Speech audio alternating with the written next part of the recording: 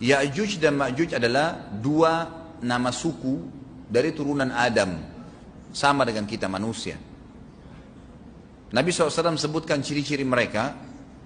Mata mereka sobekannya kecil sehingga mata mereka kelihatan seperti sipit, tapi bola matanya besar. Mereka memiliki rambut yang keriting dan mereka memiliki poster yang umumnya seperti poster manusia. Hanya saja mereka ini memang menjadi fitnah, tanda-tanda hari kiamat.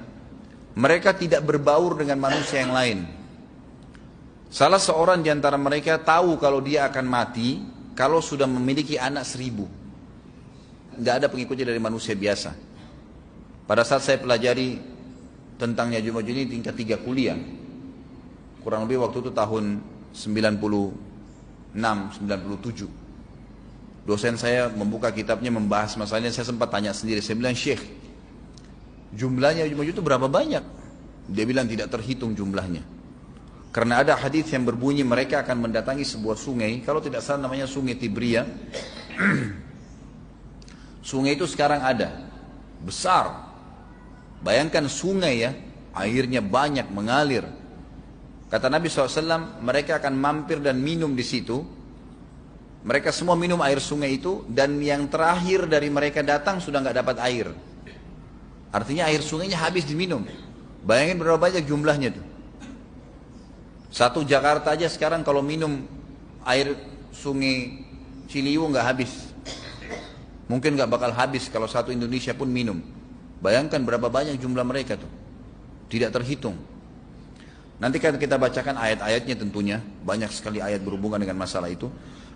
Tapi yang jelas, pada saat itu Nabi SAW mengatakan, Allah berfirman kepada Isa, berkata, wahai Isa, aku akan mengeluarkan hamba-hambaku yang tidak ada seorang pun dari kalian bisa mengalahkannya. Termasuk Isa AS. Nggak bisa mengalahkan. Maka selamatkanlah dirimu bersama dengan pengikut-pengikutmu ke Gunung Tur namanya. Gunung Tur ini di Palestina. Ya. Ini rata-rata nanti hari kiamat ini di Syam. Banyak negeri Syam kita. Maka Nabi Isa pun AS menyelamatkan diri dengan pengikutnya ke Gunung Tur yang diikuti sama orang-orang yang beriman. Lalu tentu yang bisa ikut yang terjangkau pada saat itu. Karena dunia sangat luas. Maka yang tidak sempat ikut dengan Nabi Isa AS, mereka dibunuh oleh Ya'juj Ma'juj. Allah Subhanahu Wa Taala memberikan ciri khas mereka, artinya cirinya mereka ini, mereka dihimpit di sebuah gunung. Di surah Al-Kahfi dijelaskan oleh Dzulkarnain. Dzulkarnain khilaf antara ahli sejarah mengatakan dia nabi atau dia orang saleh. Tapi Allahu alam, saya cenderung dengan pendapat yang mengatakan dia adalah seorang nabi. Karena Allah Subhanahu Wa Taala angkat ceritanya dalam Al-Quran. Dan Allah berikan dia banyak mukjizat. Di antaranya mukjizatnya adalah menahan Ya'juj Ma'juj waktu itu ingin membuat kerusakan. Di zamannya dia dulu. Jadi memang Ya'juj Ma'juj ini ciri khasnya, kata Nabi SAW, mereka memakan apa saja. Batu, kalau hewan-hewan itu kalah jengking sama ular, binatang-binatang buas, harimau, mereka makan semua. Jadi bukan seperti manusia normalnya. Mereka membunuh semua yang bukan seperti mereka. Mereka buat kerusakan. Sampai-sampai kata Nabi SAW tidak ada yang bisa mengalahkan mereka dan jumlah mereka sangat banyak. Salah seorang di antara mereka tahu dia akan mati kalau sudah punya 1000 anak. Dan tidak menikah dengan umumnya orang. 2 suku ini saja. Kata Nabi SAW dalam hadis Bukhari, kecelakaanlah bagi orang-orang yang ada di Jazirah Arab. Kemungkinan besar makna ini adalah tempat mereka dekat dengan Jazirah Arab. Sebagian ada satu syekh dari Mesir. Sekarang ada bukunya sama saya dan sudah terjemahan bahasa Indonesia, judulnya Ya'juj Ma'juj. Kalau Bapak Ibu mau beli bisa, ada judulnya Ya'juj Ma'juj, tapi saya lupa penerbitnya apa. Itu agak tebal, harganya mungkin sekitar 85.000 atau 100 ribuan lah maksimal. Itu khusus dan beliau adakan penelitian, saya baca dan memang sangat konkret dan ilmiah. Beliau mendatangkan fakta kalau tempat Ya'juj Ma'juj yang disebutkan dalam Al-Quran itu ada di Cina, tembok Cina. Jadi seperti yang disebutkan dalam Al-Quran, 2 gunung yang disatukan, di antara celah gunung itu ditaruh tembaga-tembaga. Pernah pemerintah Cina mendapatkan ada celah dari tembok Cina itu yang bolong, waktu mereka mau tempel bolongan itu dengan batu-batu tanah yang mereka biasa taruh sekarang, ternyata di dalam itu ada tembaga yang mengeras, dan seperti disebutkan dalam Al-Quran. di mana ya Zulkarnain mempertemukan antara besi-besi yang ditumpuk lalu dipanasi, dibakar sehingga menjadi meleleh, kemudian disirami lagi dengan timah yang meleleh juga dan dibiarkan kering sehingga menjadi tembok besi. Kata Nabi SAW, kecelakaan bagi orang-orang yang Jazirah Arab karena telah terbuka dari lubangnya Ya'juj Ma'juj sebesar ini. Udah kasih isyarat dengan jari ibu jari sama jari tengahnya. Artinya mereka sudah bisa melihat keluar. Tetapi kata Nabi SAW, setiap hari mereka terus menggali gunung itu, berusaha untuk keluar. Pada saat mereka tiba di malam hari, mereka capek, mereka mengatakan besok kita lanjutin. Mereka bangun besok pagi, gunungnya kembali utuh lagi. Sampai nanti waktu di mana Allah izinkan mereka keluar. Pada saat mereka keluar, maka mereka akan mulai membuat kerusakan. Ada di halaman 82 ya. Al-Anbiya 96 sampai 97 ayatnya. Ingatlah hingga apabila dibukakan tembok Ya'juj Ma'juj, bolong, jebol, dan mereka turun dengan cepat dari gunung-gunung itu, dari seluruh tempat yang tinggi. Kita tahu itu jaraknya berapa ratus kilometer, bahkan mungkin ribuan kalau nggak salah ya. Semuanya itu akan dipenuhi Ya'juj Ma'juj, dan telah dekatlah, kalau sudah terjadi itu, kedatangan janji yang benar, maksudnya hari kebangkitan.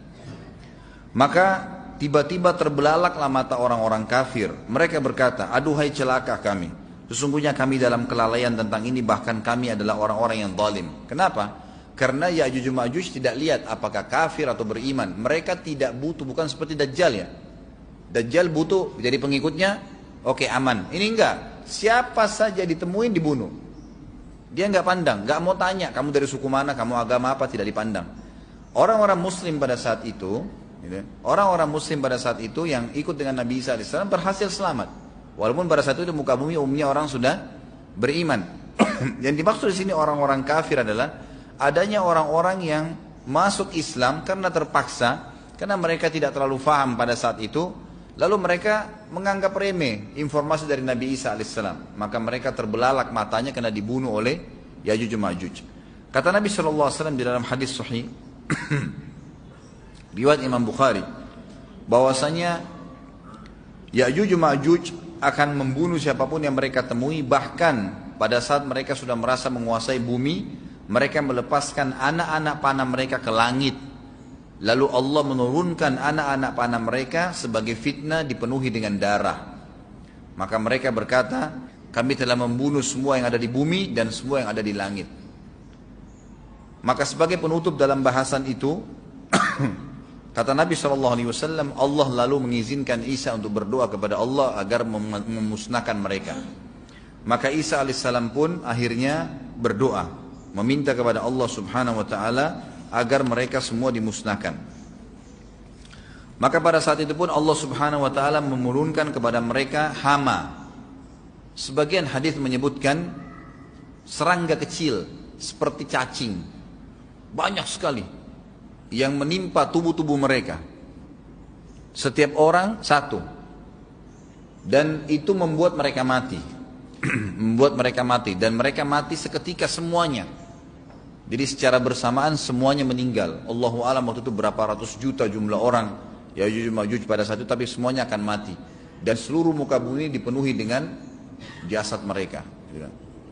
Setelah itu Nabi Isa AS pun berdoa kepada Allah Subhanahu Wa Taala agar menghilangkan jasad-jasad mereka yang baunya sudah luar biasa waktu saat itu disebutkan dalam hadis. Maka Allah Subhanahu Wa Taala mengabulkan dan mengutus dari arah barat burung-burung yang lehernya panjang dan pelatuk mulutnya besar, yang memegang setiap jasad Ya'juj diambil, diangkat, setiap orang satu burung. Bayangkan berapa banyak miliaran burung pada saat itu. Kita nggak tahu bagaimana, Allahu a'lam, tapi ini wahyu, penyampaian informasi yang pasti. Diambil, kemudian jasad-jasad mereka dilempar ke lautan. Lalu Allah SWT turunkan hujan. Pada saat turun hujan, maka hujan tersebut membersihkan semua bekas-bekas mereka, kotoran mereka, darahnya segala bersih. Maka bumi kembali subur lagi. Tapi tidak disebutkan berhubungan dengan masalah ini berapa lamakah kejadian tersebut terjadi. Kemudian setelah itu Isa AS memimpin lagi di muka bumi sampai beliau meninggal. Setelah Isa AS meninggal, kembali lagi sebagian besar manusia berbuat kekufuran. Kembali manusia berbuat kekufuran. Mereka kembali lalai, nggak ada lagi pemimpinnya karena terlalu banyak orang pada saat itu, maka ada yang kufur lagi.